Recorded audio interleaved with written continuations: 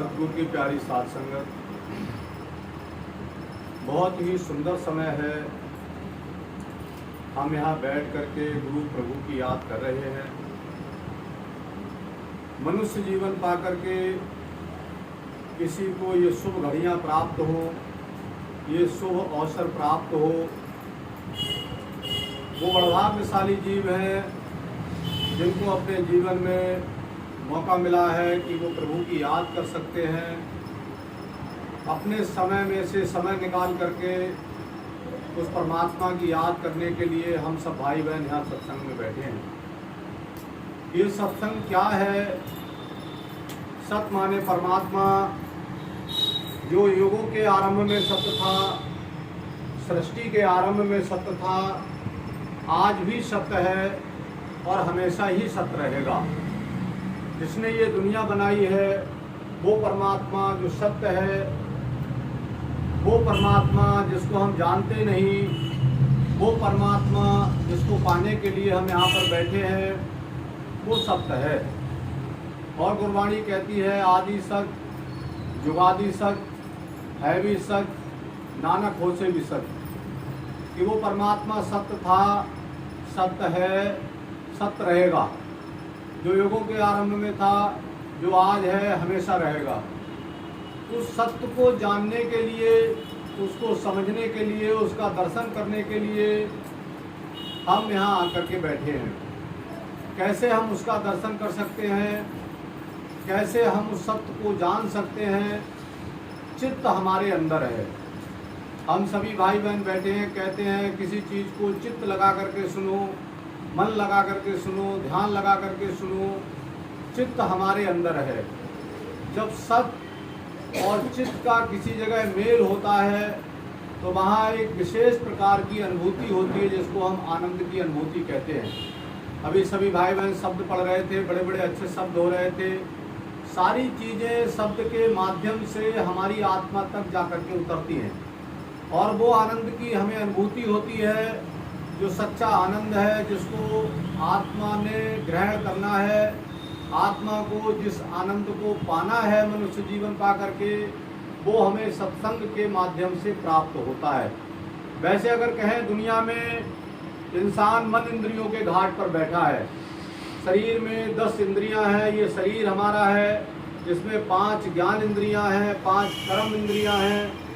अगर हम कर्म इंद्रियों की बात करें तो कर्म इंद्रियों का किया हुआ कार्य कोई भी सही मायने में माने नहीं रखता, क्योंकि ये जैसे मान लीजिए हाथ हैं, पैर हैं, ये कर्म इंद्रियों में आते हैं। कहीं ना कहीं से गाइडेंस मिलती है, कहीं ना कहीं रिमोट इसकी किसी के हाथ में है, जो कहता है कि हम इसको मारें तो ये हाथ आगे बढ़ता है। तो ये कर्म इंद्रियां हैं, इनका अपना दोष नहीं। पर जो ज्ञान इंद्रियां हैं, जिसको हम मान लीजिए अभी हमें कोई गाली दे जाए तो हम थोड़ी सी देर में असामान्य हो जाते हैं। अगर हम आँख से कुछ अच्छा बुरा देख लें, थोड़ी देर में ही असामान्य हो जाते हैं। या तो त्याग करने का मन कहता है ये ठीक नहीं है, या उसको पाने का मन कहता है ये अच्छी चीज़ है। तो इस तरीके से हम इंद्रियों के बंधन में बनते हुए चले जाते हैं। मान लीजिए किसी ने अच्छी म्यूजिक बजाई तो हमें लगा कि हम इसको सुने, और किसी ने गाली दे दी तो हम असामान्य हो गए पूरी तरीके से। हमें लगता है कि हम इसको जवाब दें, इसको मारें, क्या करें क्या नहीं करें, ऐसे हम होते चले जाते हैं। यहाँ तक जीभ का स्वाद, ये भी ज्ञान इंद्रिय है। जीभ हमारी जिह्वा बता देती है कि खट्टा है, मीठा है, चरपरा है, अच्छा है, बुरा है। हम भोजन में या किसी भी चीज़ में इसके स्वाद के साथ जुड़े रहते हैं।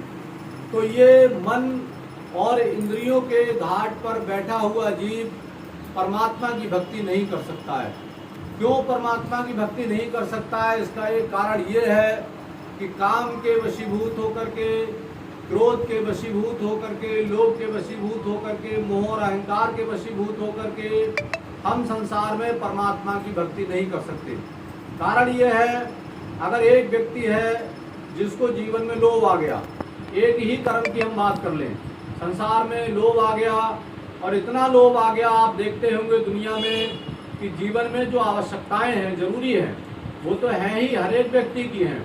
भाई इंसान को क्या चाहिए? एक इंसान को रहने के लिए एक मकान चाहिए, कमरा चाहिए, क्योंकि वो एक कमरे में ही सोएगा जीवन में। उसको भोग के लिए क्या चाहिए? 2 जोड़ी कपड़े पहनने के लिए चाहिए। चाहे वो कितना भी बड़ा व्यक्ति हो, एक समय में एक जोड़ी ही कपड़े पहनेगा।